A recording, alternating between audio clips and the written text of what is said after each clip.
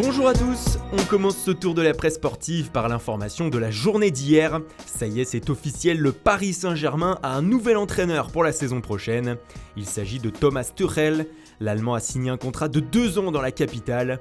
Pour l'équipe du jour, le club parisien tente un pari audacieux. En effet, l'ancien entraîneur du Borussia Dortmund dispose encore d'un palmarès assez maigre, mais possède des idées de jeu portées vers l'offensive. Un style qui pourrait faire passer un cap en Ligue des Champions au PSG. Et puis pour continuer avec les officialisations, sachez que l'Italie a un nouveau sélectionneur depuis hier soir. Roberto Mancini a été officiellement nommé à la tête de la Squadra Azzurra, qu'il tentera de qualifier pour l'Euro 2020, comme le rapporte la Gazzetta dello Sport. Autre sélectionneur à la une ce matin, Joachim Löw. Le sélectionneur de l'Allemagne, champion du monde en 2014, devrait continuer à la tête de la Mannschaft. En effet, selon Bild, il devrait prolonger son contrat avec la fédération allemande jusqu'en 2022, soit jusqu'à la Coupe du monde au Qatar dans 4 ans.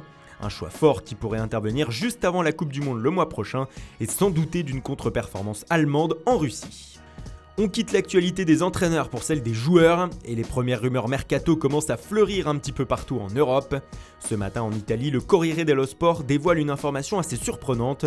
Selon le média, la Juventus Turin serait en plein travail afin de tenter de recruter le milieu du PSG Marco Verratti, une rumeur qui intervient de manière inattendue. En effet, l'Italien a annoncé à plusieurs reprises son envie de rester dans la capitale.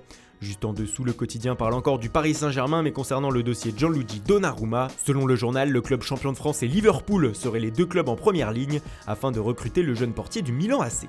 Direction l'Espagne désormais où le PSG est de nouveau associé à un joueur. Selon Mundo Deportivo, Sergio Busquets aimerait obtenir une revalorisation salariale après une saison auréolée de 2 trophées.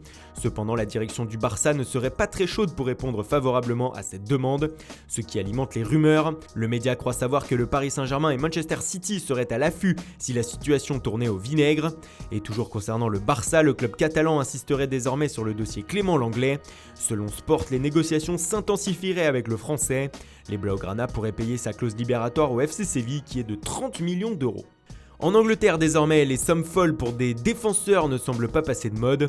Selon le Sun, Manchester United et José Mourinho seraient prêts à lâcher pas moins de 50 millions d'euros afin de recruter le défenseur latéral de Naples, LZ Isaj. Âgé de 24 ans, l'Albanais réussit une superbe saison en Italie et pourrait venir remplacer Matteo Darmian en partant cet été. Et on termine aux Pays-Bas avec la situation de Robin van Persie. Revenu l'été dernier dans son club formateur de Feyenoord Rotterdam, l'attaquant hollandais avait signé pour une saison. Mais selon le quotidien local AD Sport Vered, l'ancien mancunien ne va pas s'arrêter tout de suite. Van Persie devrait prolonger d'1 an avec le club hollandais et devrait donc prolonger le plaisir dans son pays.